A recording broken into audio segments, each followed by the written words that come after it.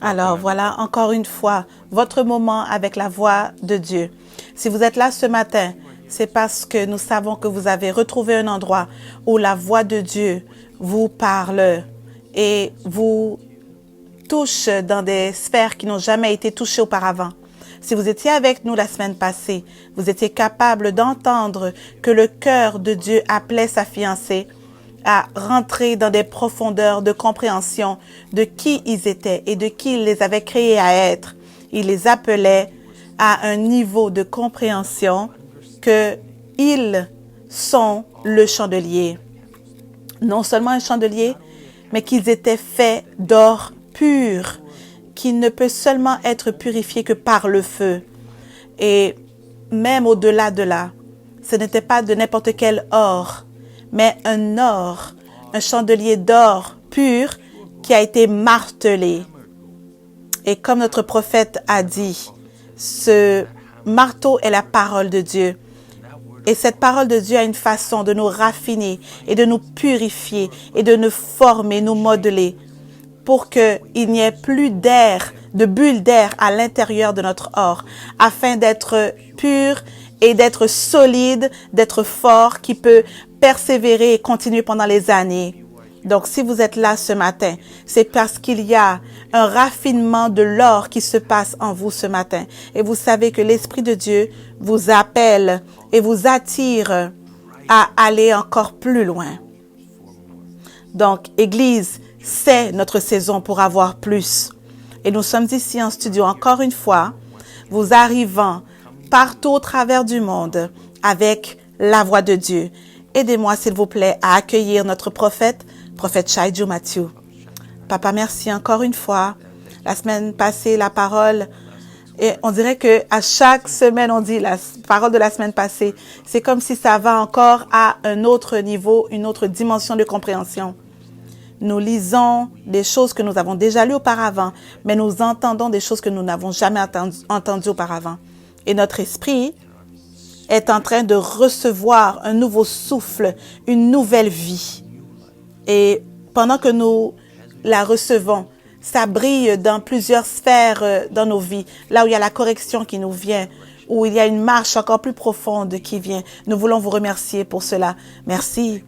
Merci pour faire partie vraiment de ce cheminement, de ce chemin. Je sais que cette saison particulière de COVID a définitivement testé tous les points religieux qui sont en nous. Spécialement, si vous êtes dans des habitudes religieuses, si vous avez des habitudes, par exemple, d'aller à l'église.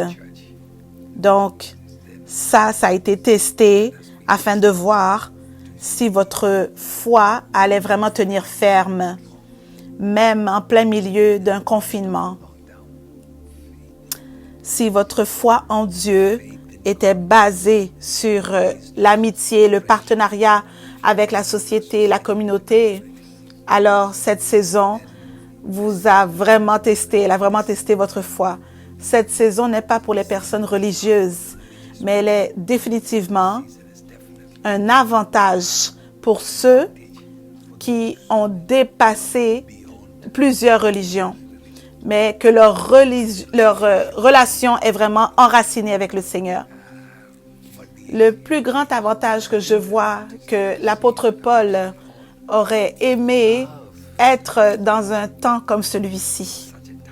Parce que, homme de Dieu, vous pouvez imaginer, il écrirait une lettre dans ce temps-là, dans un parchemin, et ça aurait pris des mois pour que ce soit transporté par la mer, par bateau, à arriver à leur localisation et espérer que la lettre arriverait intacte, que l'encre resterait encore sur le papier, encore lisible, et que là, il devrait attendre encore pour le prochain épisode à venir.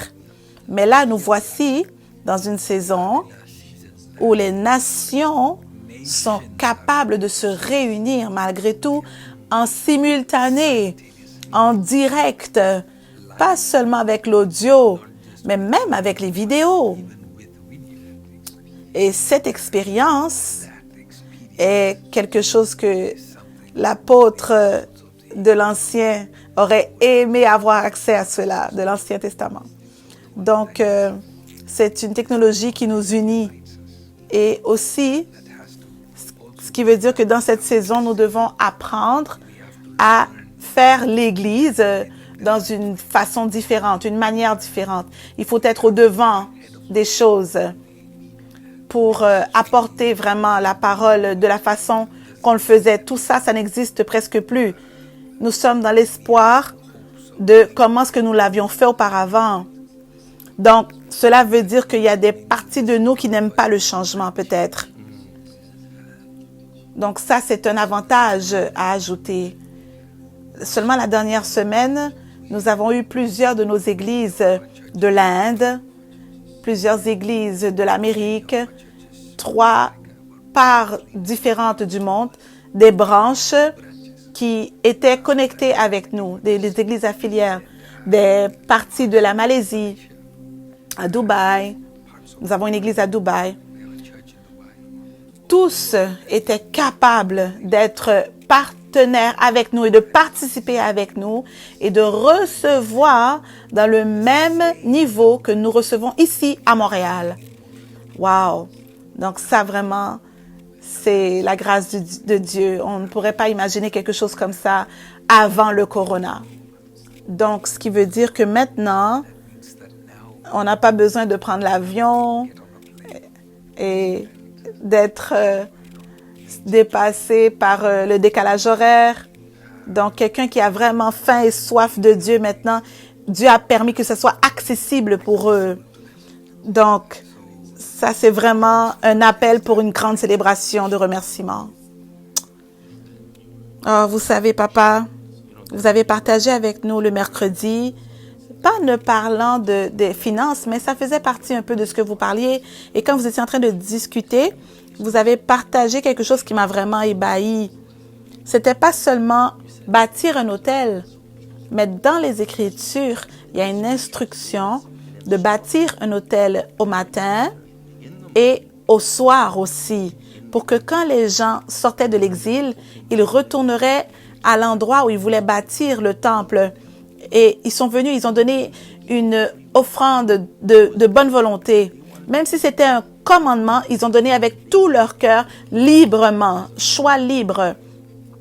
Ils l'ont fait le matin et ils l'ont fait le soir. Et maintenant, la Bible dit qu'ils l'ont fait et que ça leur a donné la protection pour tous les gens de la terre. Et ça ne m'a jamais touché autant de la façon où vous l'avez expliqué, de cette façon-là. Ça fait tellement plus de sens maintenant qu'ils ont appelé le Seigneur, ils ont appelé Dieu le matin. Ils le remerciaient pour la journée, demandaient la bénédiction pour la journée, de guider pendant la journée. Et là, à la fin de la soirée également. Donc, c'était une communion sans fin avec Dieu, sans arrêt. Donc, j'ai peur de toucher ce niveau. Mais si je peux toucher juste un peu. Oh non. Oui, s'il vous plaît.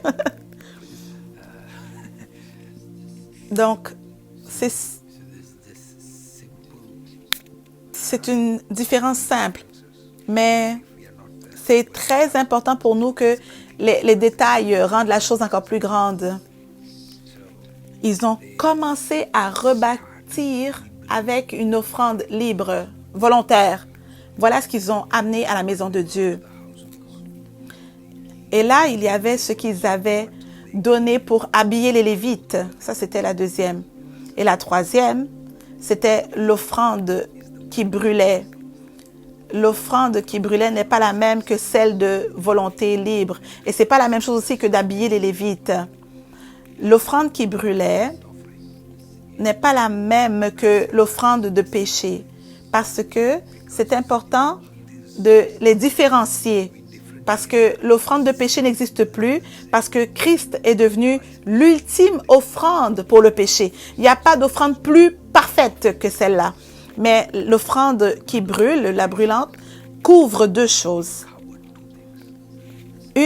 C'était la représentation de leur gratitude, de leur dédication, leur engagement. Deuxièmement, comme vous l'avez expliqué, vous l'avez mentionné, c'était parce qu'ils désiraient une grâce et une protection de l'ennemi qui les entourait. Donc, il y a deux sphères déjà. Un, c'est la gratitude de où ce que j'étais et où est-ce que je suis maintenant. Et la gratitude de où je suis et de où je vais. Donc, le matin et le soir, matin et soir. Donc, au fond, ça couvre une période de 12 heures. Donc, chacune. Donc, voilà pourquoi je dis plusieurs personnes sont très spirituelles, mais ne portent pas attention à pourquoi Dieu place ces principes-là. Dieu a placé ces principes. OK? Dieu. Je méditais sur cela cette semaine parce que autant que vous aussi, vous méditez, moi aussi, je dois méditer.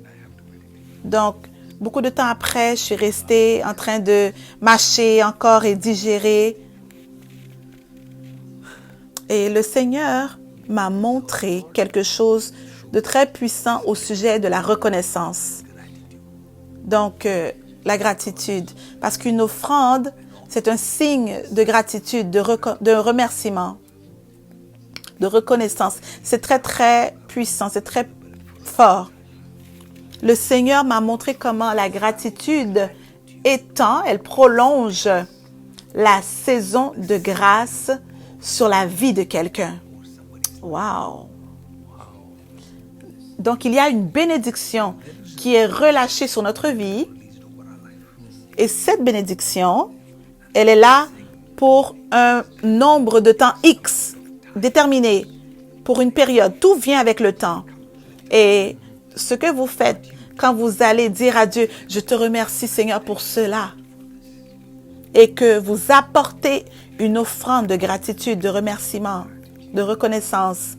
Ce que vous faites, c'est que vous êtes en train de renforcer cette grâce qui vous a donné cette bénédiction, qui vous a permis de l'avoir.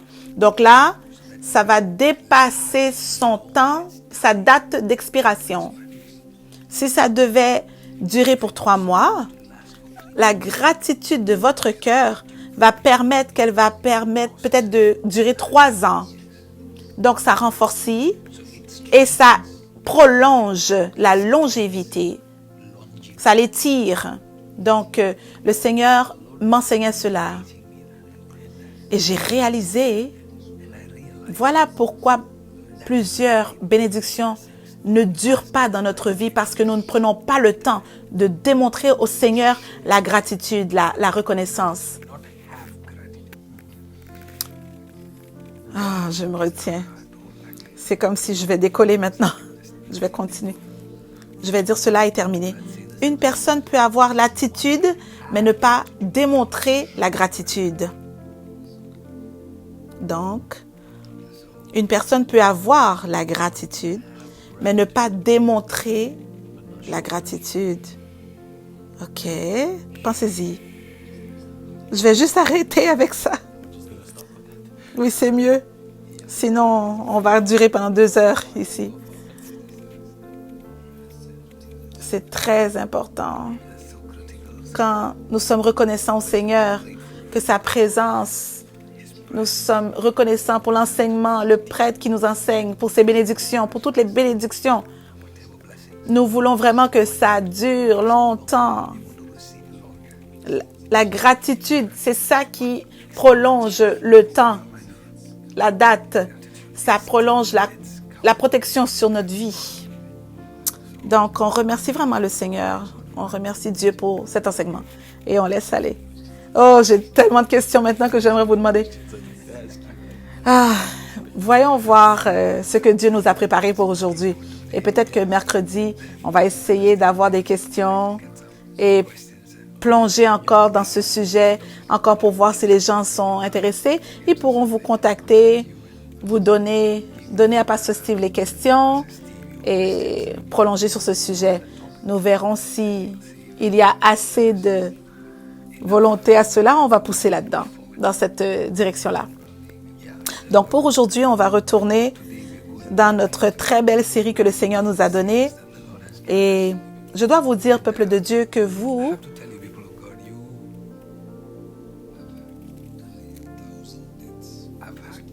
j'ai dû comme lier des dettes pour ce sujet. Je pense que j'ai déjà dit cela. Et il y a quelques mois de cela, les derniers mois de cela ont été les mois les plus intenses dans la saison de ma relation avec le Seigneur. Et je dis à Dieu que je n'ai pas la capacité de guider des centaines, des milliers à la semaine en un sujet, par exemple, un pour un. Donc, je suis vraiment limitée. Et je suis dépendant de l'esprit qui n'est pas, lui, limité. Donc, ce que je ne peux vous apporter sur une base de un pour un, ce manque-là est rempli à la lumière du jour, que l'Esprit de Dieu va remplir nos faiblesses et faire ce qu'aucun humain ne peut faire. Donc, je prends le fait de nourrir mes enfants au sérieux.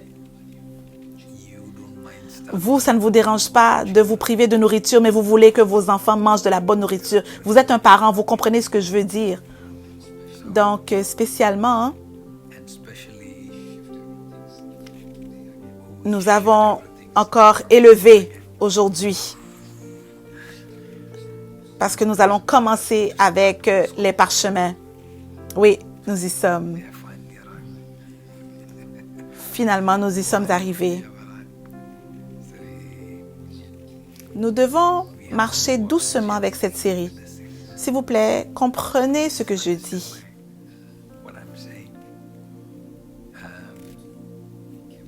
Nous devons faire attention.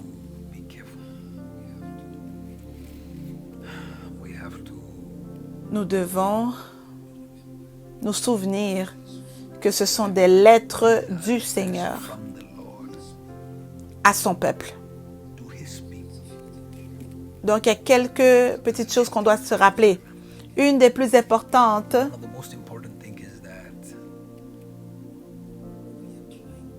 nous essayons de regarder, de percer et de voir dans le cœur de Dieu. Nous essayons de comprendre qu'est-ce que l'auteur dit. Il y a eu plusieurs fois où Dieu a parlé à un individu, mais là, il y a des lettres spécifiquement écrites pour le corps de Christ.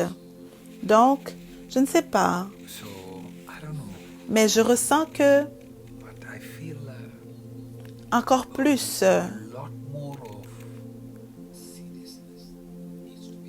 de sérieux doit être donné encore.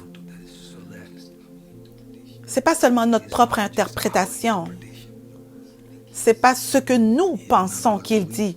Parce qu'il y en a beaucoup de cela, il y en a beaucoup. Il y a des milliers de commentaires.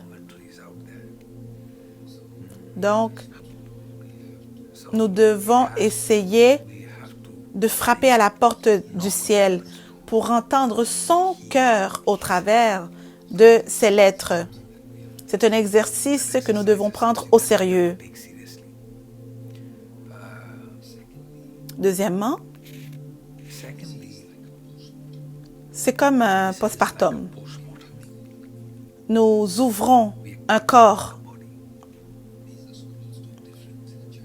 et ce sont des parchemins envoyés à différentes églises.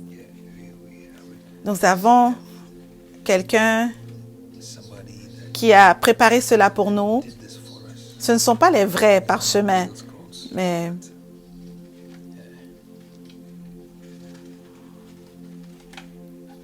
je ne sais pas si je peux trouver celui d'Éphèse. Et voilà.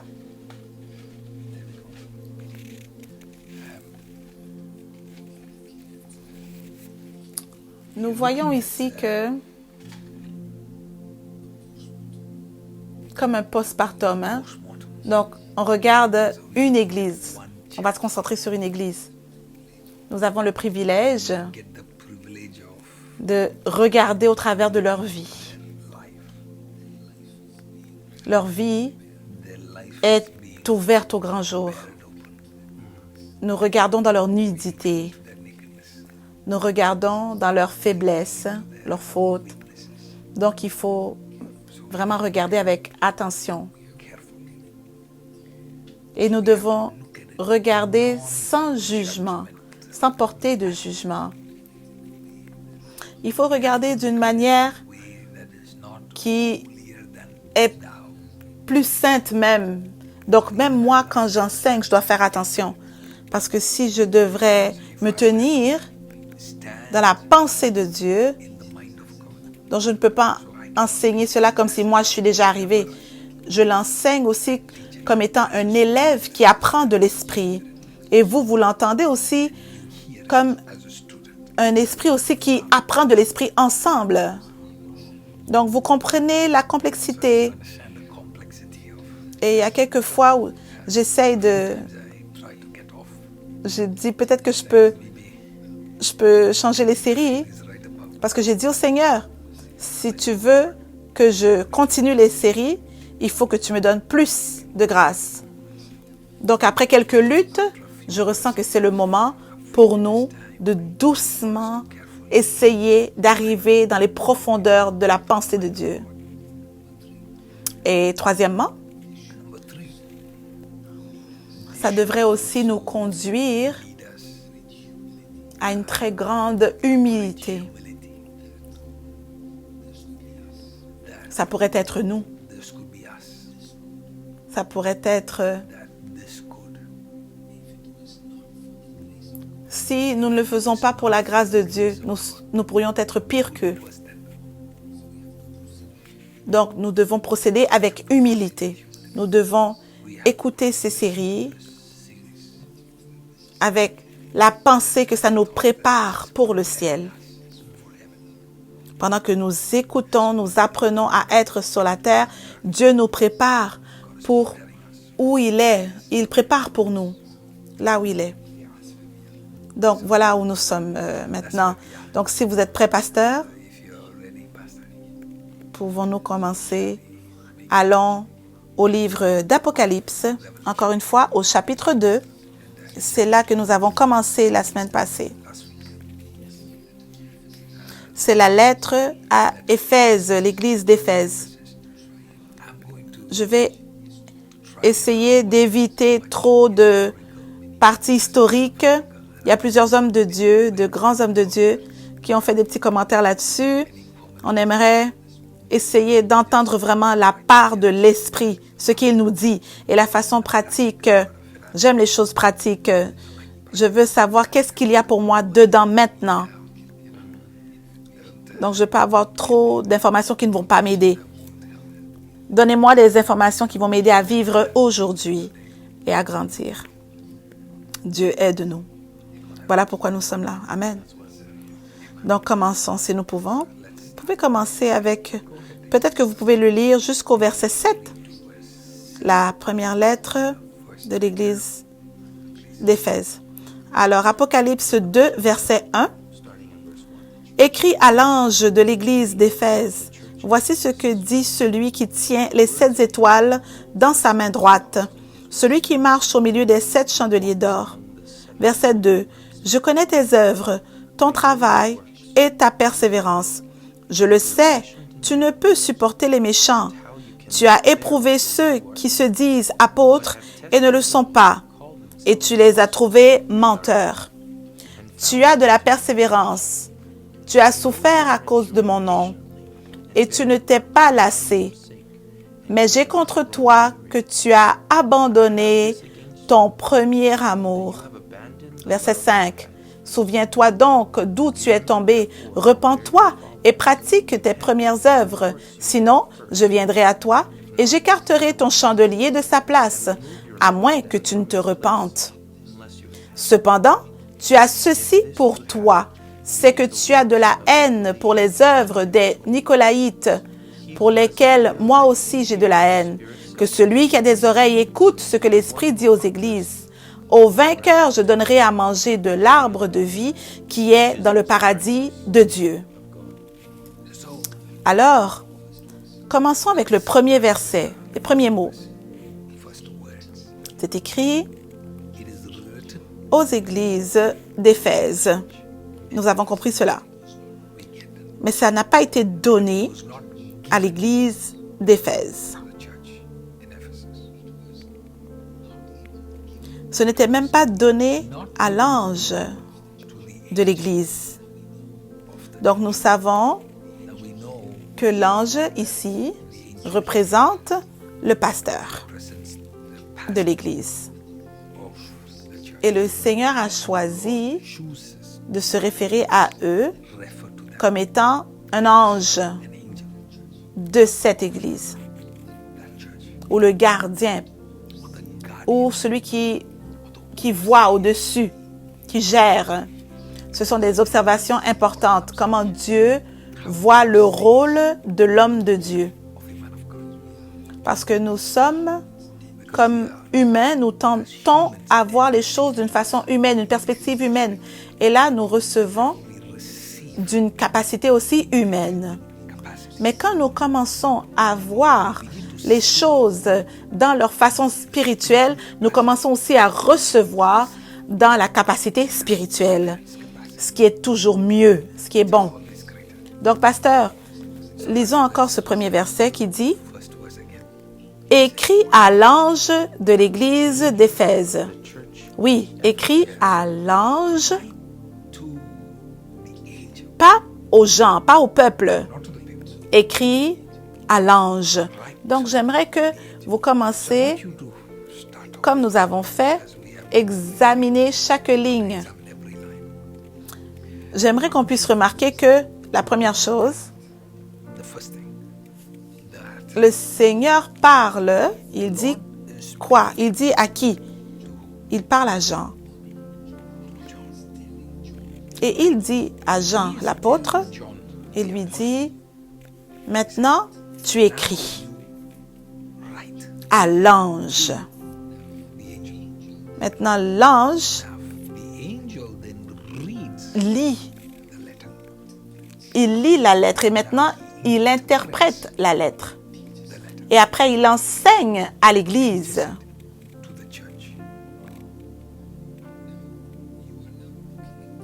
Donc maintenant, on voit la caractéristique de Dieu. Et ce n'est pas l'Ancien Testament, hein? Non, non, ce n'est pas l'Ancien Testament. Oui, je m'assure. OK, c'est bon. Donc, on regarde la façon, la manière de comment est-ce que Dieu travaille. Voilà pourquoi, dans Romains 10, c'est écrit, « Comment alors est-ce qu'ils l'appelleront? Qui n'ont pas cru? Et comment puis-je entendre sans que quelqu'un ne prêche? Et comment entendront-ils parler de lui sans prédicateur? » Donc, on dit maintenant comment Dieu fonctionne, comment Dieu travaille.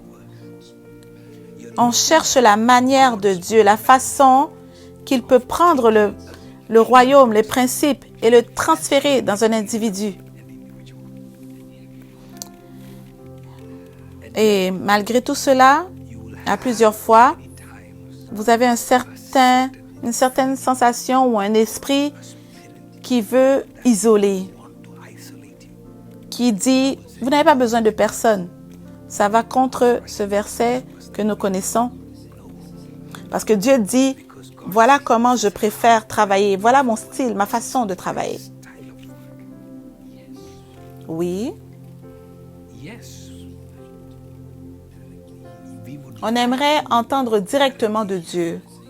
Mais Dieu dit que, avant même de vous parler directement, laissez-moi voir comment vous écoutez quelqu'un que moi j'ai envoyé.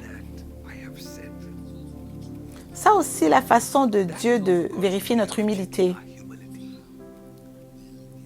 De voir comment est-ce que nous nous soumettons à celui qui l'a envoyé. Les prérequis de Dieu, oui. Et c'est intéressant de voir que Dieu n'a jamais envoyé quelqu'un qui est parfait. Et la raison pour laquelle il n'envoie pas quelqu'un de parfait, c'est parce qu'il n'y a personne qui est parfait. Et il ne veut pas quelqu'un qui prenne sa place. Lui seul prend la gloire. Lui seul mérite tout honneur. Lui seul mérite les louanges. Et la façon que c'est possible, la seule façon, c'est par nous qui recevons son serviteur. Et nous gardons les yeux sur notre Seigneur et Sauveur Jésus-Christ. Et oui, il utilise des vases, des vaisseaux qui peuvent trouver l'intelligent. Donc, pour autant que Dieu aurait parlé directement à l'Église d'Éphèse, il a choisi de ne pas le faire. Parce qu'il y a quelqu'un qui est disponible, qu'il peut utiliser pour leur parler. C'est bon pour nous d'avoir l'habitude de chercher le Seigneur, d'écouter ce que le Seigneur dit. Mais c'est aussi une chose très intelligente à faire, d'écouter ce qu'il a déjà dit au travers de ceux qu'il a placés sur vos vies. Donc, il faut voir que ces gens, s'ils commencent à dire « Je ne veux pas entendre aucun homme », vous allez voir que Dieu dit « Je n'ai pas besoin de parler non plus ». Donc, ça, j'aime ça. Ça me donne une très grande joie de me soumettre, comprendre comment Dieu fonctionne. Ça m'aide à comprendre que Dieu peut parler directement, mais que malgré tout, il va à un homme qui peut parler à un autre homme pour parler à un autre homme. Wow! 3 couches, 3 étages. Et oui, c'était Dieu qui parlait. Plusieurs personnes se sont blessés eux-mêmes parce qu'ils ne peuvent comprendre ce détail. Ce détail fait partie de ce cheminement spirituel et ils sont capables de localiser cette voie que Dieu a choisie pour apporter une parole à leur esprit. Donc, nous allons vraiment creuser là-dessus. Il y a tellement à partager sur ce seul verset, mais allons plus loin et voyons ce que nous pouvons comprendre de plus de ce que Dieu a dit. Continuez. Donc, verset 2. « Je connais tes œuvres, ton travail et ta persévérance. Oui, je connais tes œuvres. » Ça, c'est juste une ligne. Avec juste cette ligne, on peut aller très loin. Je connais tes œuvres, ton travail. Peuple de Dieu, je veux que vous m'écoutiez. Je vais essayer de ne pas trop vous troubler. Mais ces séries ne vont pas nous laisser tranquilles. Elles vont lutter avec nous. Les Écritures disent, « Je connais tes œuvres. » Donc, il parle à un groupe de personnes qui ont mis leur foi en Dieu. Et oui, il ne dit pas « je connais ta foi ». Il parle de leurs œuvres, leur travail. Donc cela doit vous demander de vous arrêter avant de continuer, de prendre une pause pour analyser que nous pouvons avoir toute la croyance dans notre esprit. Nous pouvons être bien enseignés. Nous pouvons avoir une bonne compréhension de ce qui est requis. Nous avons grandi dans les églises, écoles du dimanche, avoir été dans les églises pendant assez longtemps pour savoir. Mais ce n'est pas là où les yeux du Seigneur vont rentrer. Les yeux du Seigneur veulent voir le produit de cette foi. Il cherche le travail, les œuvres de l'homme. Et il dit, j'ai vu, Je les ai vus. J'ai vu ce que tu as fait, pas ce que tu as cru, pas ce que tu dis, parce que tu crois très bien, mais il y a quelquefois, nous pouvons croire et ne pas produire ce que nous croyons. Donc Dieu regarde à ce moment-là et il est en train d'illuminer ce qui est important pour lui. Et ce qui est important pour le Seigneur doit devenir important pour nous. Cette série va vraiment nous préparer à devenir dans une nouvelle dimension pour plaire au Seigneur. Voilà pourquoi la Bible dit que c'est impossible de plaire à Dieu sans la foi. Donc la foi sans les œuvres, elle est vaine, elle est morte. La foi sans les œuvres est morte. Donc nous voyons quelqu'un qui croit au Seigneur, qui confesse les bonnes choses, mais ils n'agissent pas en accord avec leur vie privée. Vous ne pouvez pas vous pardonner de cela en s'excusant, en disant « Oh, la grâce va me couvrir. » Oui, nous avons la grâce. Mais là, le Seigneur s'attend que nous ayons cette maturité. C'est la même chose que nous nous attendons de nos propres enfants. Nous les enseignons.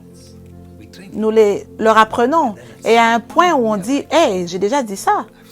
Attention, la fois que la maman se fâche avec eux, c'est les fois où elle leur dit, « Hey, c'est quelque chose que je vous ai déjà averti de ne pas faire. » Parce que maintenant, la maturité est demandée de vous, que vous n'entendez pas seulement quelque chose.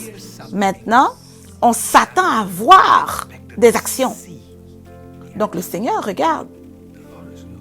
Peuple de Dieu, plusieurs fois, hein, nous ne craignons pas Dieu parce que nous ne voyons pas son jugement immédiat. Ce n'est pas dans l'immédiat. Mais là, vous avez une petite pointe dans la pensée de Dieu. Vous voyez, et il dit, j'ai vu tes œuvres. Pas ta confession, pas tes chants, pas ton état de ton cœur, ni le désir de ton cœur. Tout ça, c'est important. Mais il dit maintenant, je parle de tes œuvres, de ton travail, parce que la maturité nécessite que ta foi soit traduite en action. Et là, il amène à la prochaine ligne. Premièrement, il dit, j'ai vu tes œuvres. Et là, il parle, j'ai vu ton travail. Oui, je connais tes œuvres, ton travail. Donc, ça, c'est important. Il dit, je connais tes œuvres. Et là, la deuxième partie, j'ai vu ton travail. Ça, c'est le dur labeur. Donc, vous pouvez faire quelque chose, un travail, mais ne pas avoir assez de labeur dedans. Si vous regardez deux ouvriers à l'extérieur, les deux travaillent.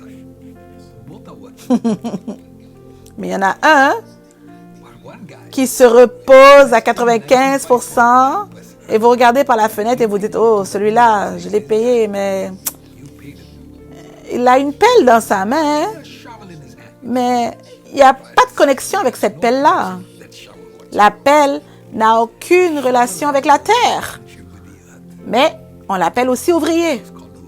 Donc Dieu, dans tous ces détails qu'il est, il dit, je n'ai pas seulement vu ton œuvre, j'ai vu aussi tes labeurs, ton travail. Non seulement je t'ai vu travailler, mais j'ai vu que tu as mis ton cœur, tu as mis ton effort. Je t'ai vu mettre tout ton travail ardument, comment tu as tout mis en place en travaillant pour le Seigneur. Peuple de Dieu, si Dieu devait nous regarder, est-ce qu'il apprécierait vraiment notre labeur pour lui, nos efforts? La troisième chose qu'il a remarqué, après le travail, il dit ta persévérance. Oui, les trois sont connectés. Il voit les œuvres, il voit le travail. Mais plusieurs fois, quand vous êtes en train de travailler pour Dieu, les choses de Dieu, il y a un moment où vous ne voyez pas immédiatement les résultats. Vous ne voyez pas immédiatement les percées. Vous mettez votre cœur, votre passion, vous servez le Seigneur. Mais là, vous vous attendez, ça fait 1 heure que, OK, une année que vous avez travaillé, maintenant vous dites, ah, je dois voir les résultats. Vous ne voyez pas les résultats. Et vous continuez quand même votre travail. Allez-vous quand même continuer votre travail, votre labeur, votre travail dur? Donc, il y a quelques fois que vous travaillez très fort et vous ne voyez pas les résultats immédiats. Vous avez travaillé si fort, vous avez cru fort, vous avez prié fort, vous avez jeûné fort, vous avez été fidèle, vous vous êtes éloigné des tentations, des désirs et malgré tout, vous ne voyez toujours pas de résultats. Voilà quand plusieurs personnes arrêtent de travailler. Il y a quelquefois, vous travaillez fort pour le Seigneur, mais là, il y a quelqu'un qui vient dans votre chemin et qui crée une offense dans votre cœur. Et là, vous abandonnez. Et vous arrêtez le travail dans les choses de Dieu. Quelquefois, même les membres de famille vous découragent dans votre marche avec Dieu. Et vous dites, oh, pourquoi je fais tout ça? Même vos membres, vos propres membres de famille vous ont découragé dans votre marche avec Dieu. Il y a tellement de choses que l'ennemi nous lance pour nous distraire et nous éloigner dans notre travail, notre dur labeur pour le Seigneur. Donc Dieu maintenant est spécifique et il veut donner l'attention à ce moment et il dit, je te regarde, je vois ton travail sans fin, ta persévérance. Donc, je connais tes œuvres, ton travail et ta persévérance, ton endurance. Sans fin. Donc, j'ai vu tes œuvres, j'ai vu ton travail et je vois ta patience, ta persévérance. Ces 3 choses-là sont ce que Dieu dit qui vont vous donner un rapport éternel, comme un bulletin éternel. La raison pour laquelle le découragement vient, c'est parce que nous cherchons une récompense immédiate. Et aussitôt que cette récompense vient, nous permettons le découragement si elle ne vient pas. Et là, Dieu dit, j'ai vu tes œuvres, j'ai vu ton travail, j'ai vu ta persévérance. Même quand il n'y avait pas de récompense, tu as continué à pousser. Tu as poussé dans ta foi, tu as poussé dans les choses de Dieu. Maintenant, vous devez comprendre que c'est un témoignage que Dieu parle, pas pour quelqu'un qui a été vraiment occupé à essayer de gérer sa vie, mais quelqu'un qui a été occupé à travailler pour les choses de Dieu. On ne parle pas de bâtir une ville dans le naturel, mais je parle des gens qui ont pris le temps de bâtir l'homme spirituel. Les gens qui ont mis l'effort à se construire eux-mêmes dans le Seigneur, dans les choses de Dieu. C'est ceux-là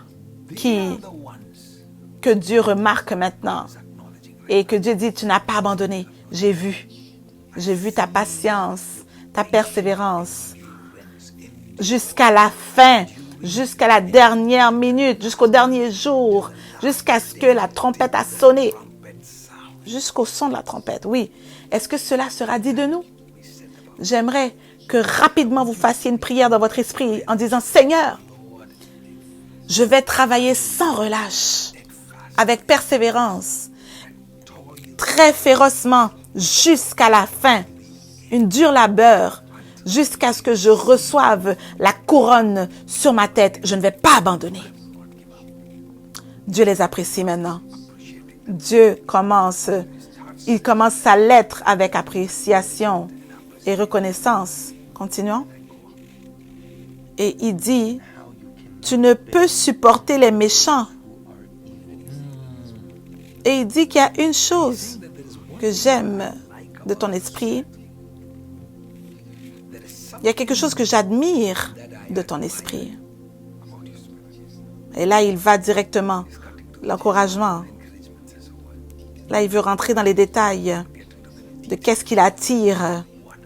Il dit, je suis attiré à toi parce que tu ne peux supporter ceux que je n'aime pas, les méchants. Tu ne les tolères pas. Tu ne les tolères pas, les méchants. Hein? Je vais décortiquer cela pour vous, pour que vous compreniez. Il dit que je vois que tu ne tolères pas. Savez-vous que, pasteur, un des mots les plus favoris de notre culture maintenant, c'est la tolérance. Wow! Est-ce que j'ai raison? Si vous étudiez ce que l'ennemi a fait subtilement pendant les dernières 10 années, ou même les dernières 4 à 5 années, vous verrez que le mot, que cette culture a vraiment enfoncé dans notre gorge, c'est la tolérance. Au nom de la tolérance, ils ont fait honte aux gens qui toléraient ce que Dieu ne tolère pas.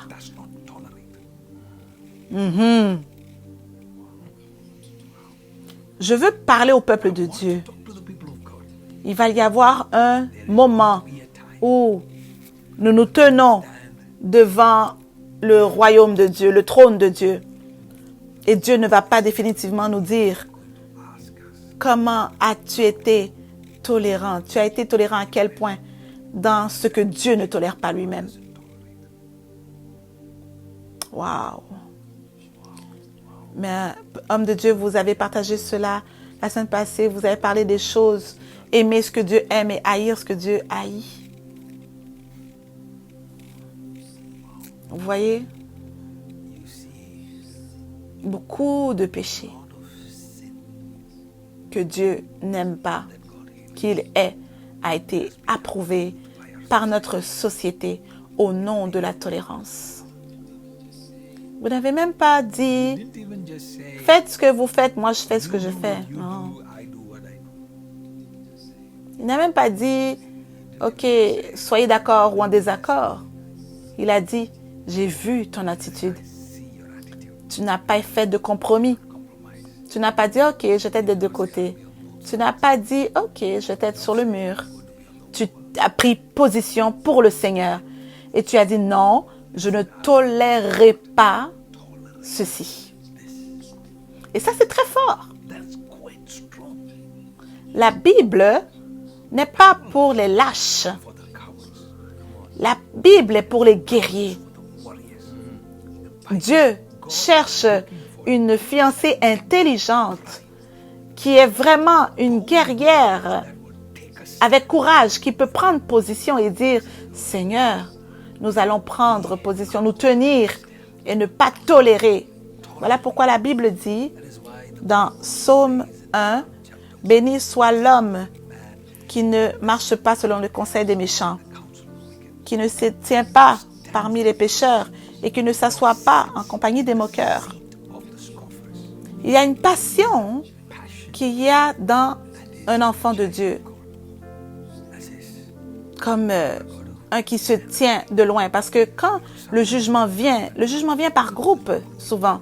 Donc, je ne veux pas être assis à un endroit où la lumière, où l'éclair peut me frapper, peut me toucher. Je préfère prendre mes distances et ne pas être mêlé. Donc, quand on regarde le mot méchant, maintenant, vous allez dire tout de suite, vous attendez à quelqu'un qui fait quelque chose de vraiment très, très mauvais.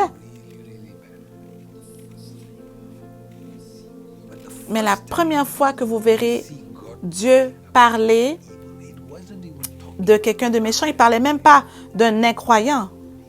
Il se référait à des personnes méchantes. C'était un groupe de personnes qui étaient censées aller dans la terre promise. Donc ça, c'est quelque chose que nous devons vraiment creuser et chercher.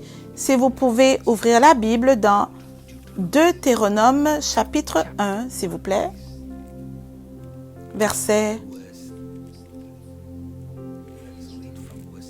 Nous allons commencer peut-être avec verset 31. 31. Deutéronome 1er, verset 31. Deutéronome. Puis au désert, où tu as vu que l'Éternel, ton Dieu, t'a porté comme un homme, porte son fils sur tout le chemin où vous avez marché jusqu'à votre arrivée en ce lieu. Dans cette circonstance, vous n'avez pas eu confiance en l'Éternel, votre Dieu. Oui, dans cette circonstance, vous n'avez pas eu confiance. Comme un homme porte son fils, il vous a porté jusque dans ce lieu. Oui, dans cette circonstance, vous n'avez pas eu confiance en l'Éternel, votre Dieu. Verset 32. Continuez. Verset 33, qui allait devant vous sur le chemin pour vous chercher un lieu de campement. Donc, qu'est-ce qui se passe ici? C'est que Dieu a envoyé, il a été au-devant d'eux pour leur choisir un endroit, un campement. Wow! On va se tenir là juste une seconde. Le Seigneur va au-devant pour choisir un endroit pour vous. Amen. Dieu va aller au-devant de vous pour faire de la place pour vous. Dieu va au-devant de vous pour trouver la bonne personne pour vous. Oui, que quelqu'un reçoive cela dans son esprit. Et il dit que maintenant, je suis déjà parti et j'ai cherché l'endroit, le campement, et j'ai décidé que c'est là. Et il envoie ce peuple d'aller voir la terre. Ils sont revenus et le 10e d'eux, peut-être excepté 2, qui est Joshua et Caleb. Mais sinon, tous les autres ont commencé à pleurer, à se plaindre et dire « Oh non, on ne peut pas aller dans cette terre-là parce que cette terre, il y a des Amalekites là-bas avec des géants. Et nous sommes comme des sauterelles à leurs yeux. » Ils ont commencé à se plaindre et pleurer et dire « Non, on ne peut pas aller là, on ne peut pas. » Oublie ce que Dieu dit. Oublie sa promesse. Oublie la parole prophétique. Ils ont commencé à douter de la parole. Et quand Dieu les avait envoyés dans cette terre, donc on vient de le lire ici, ça disait quoi? Verset 33, « Dans cette circonstance, vous n'avez pas eu confiance en l'Éternel, votre Dieu. » Ça veut dire qu'il a été au-devant de vous. Avant même de voir les géants, il y a quelqu'un d'autre qui a vu ces géants-là. Wow! Les yeux de Dieu avaient vu ces géants. Avant que vous étiez arrivés physiquement dans cet endroit, cette localisation, la présence de Dieu avait déjà été rentrée physiquement. Donc Dieu dit, moi j'étais là avant vous. J'ai vu. Et vous, vous êtes assis là, en train de pleurer, de vous plaindre, en brisant votre cœur et de permettre la crainte et la peur et la condamnation que vous allez vous éloigner sans même réaliser qu'avant même d'être arrivé là, le Seigneur était déjà là. Oui, les géants sont vivants. Et alors? Moi, je rentre dans un endroit là où mon Seigneur s'est tenu avant moi. Je rentre dans un endroit où la présence de Dieu. Voilà pourquoi quand je rentre dans cet endroit, je ne vais pas pour la victoire, mais pas à partir de la victoire. Parce que le Seigneur a déjà été là avant moi. Tout ce que j'ai à faire, c'est de rentrer dans ses chaussures, grimper dedans. Tout ce que j'ai à faire, c'est de grandir dans son état, sa stature et me positionner et comprendre ce qui est déjà fait dans l'esprit. Ah, ce qui est déjà fait dans l'esprit. Savoir connaître ce qui est déjà fait dans l'esprit. Savoir déjà tout ce qui vous est donné dans l'esprit. Est-ce que vous savez? C'est ça la question. Est-ce que vous savez? Nous, croyants, nous devons savoir. Nous devons connaître. Et Korabashaka. Père,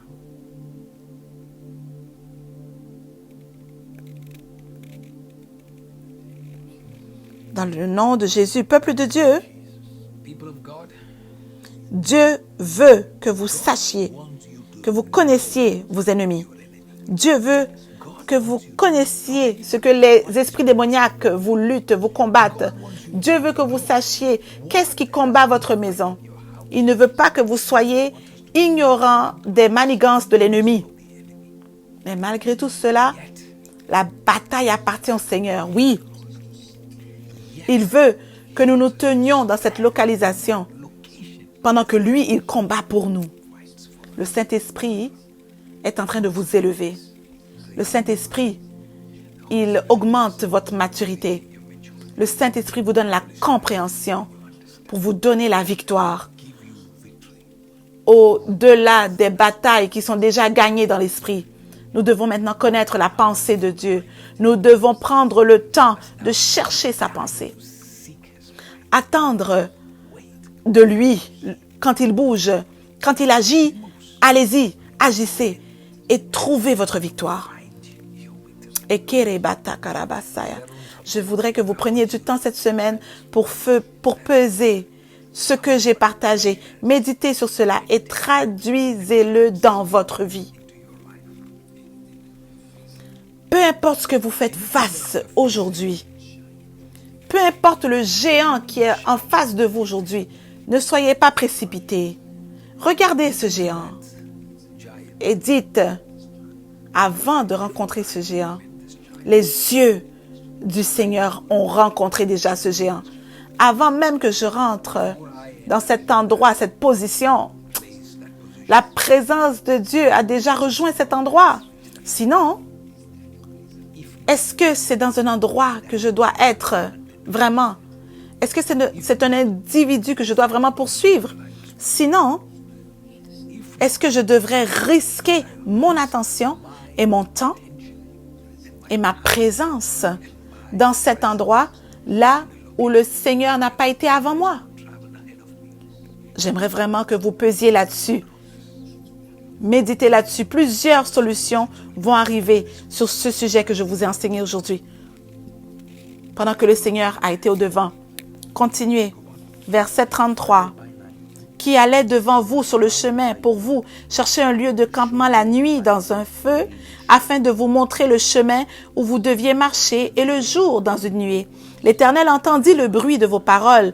Dans son indignation, il fit serment en ces termes. Aucun des hommes de cette génération méchante ne verra le bon pays que j'ai fait serment de donner à vos pères.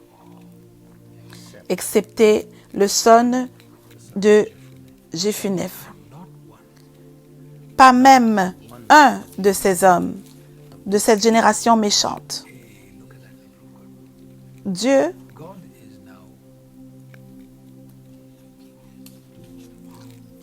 maintenant regarde les gens qu'il a sauvés, qu'il a délivrés. Il les a fait sortir. Maintenant, il les regarde et il les appelle génération méchante. Une génération méchante. Parce que même si, malgré tout, ils ont vu les signes, ils ont quand même choisi de ne pas croire, de douter. Même s'ils ont expérimenté les bontés de l'Éternel. Ils choisissent de vivre dans leur incroyance, leur incrédulité. Ils choisissent de vivre dans la désobéissance et l'incroyance, dans leur péché. Et Dieu dit, jusqu'à ce que cette génération périsse, je ne peux pas vous amener dans la terre promise. Toute la génération. Des gens qui ne croient pas. Il les appelle génération méchante. Ça, c'est un mot très fort. Un sentiment très fort dans le cœur de Dieu. Il dit, je cherche une génération qui va croire. Je cherche une génération qui croit dans les promesses, qu'elles sont oui et amen. Je cherche une génération qui refuse d'abandonner. Je recherche une génération qui va donner son cœur, son esprit.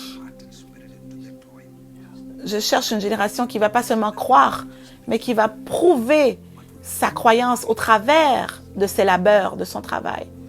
Et il regarde cette génération et dit, ces gens-là, je les appelle méchants.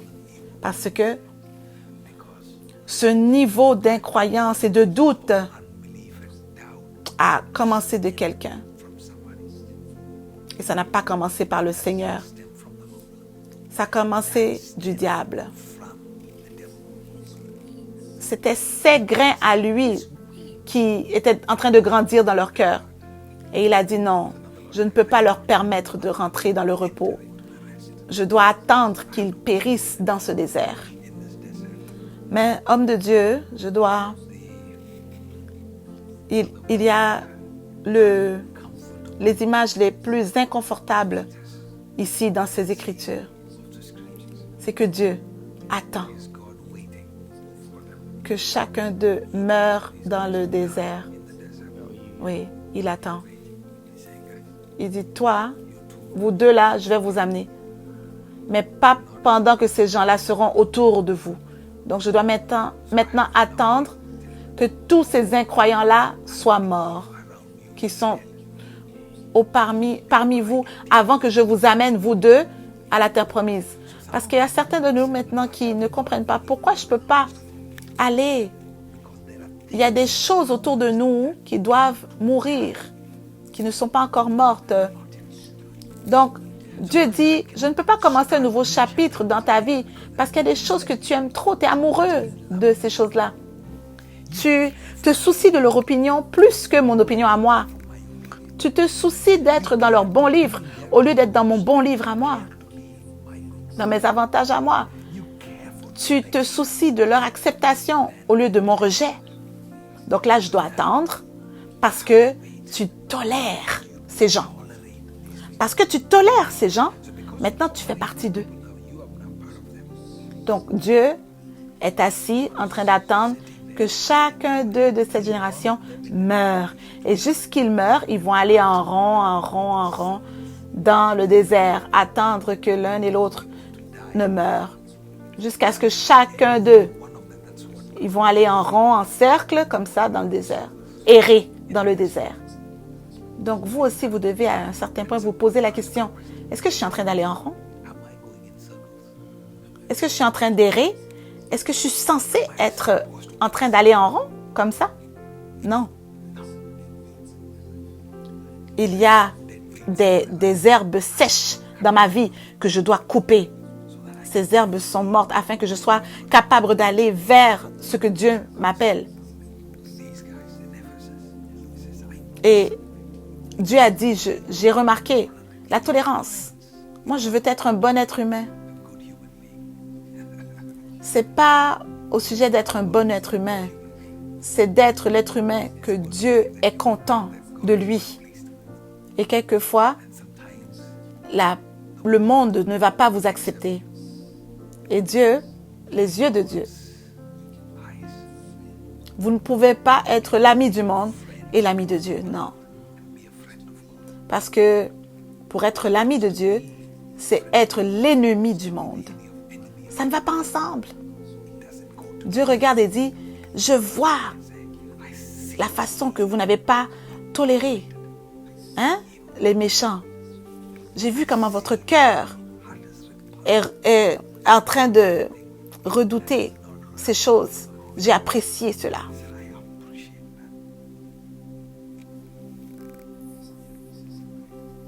Oh, sa proximité est notre grandeur, peuple de Dieu. Que le Seigneur soit fier de vous. Et j'ai très hâte de continuer dans cette voie prochainement. Pasteur, pour l'instant, je vous remets. Merci, prophète.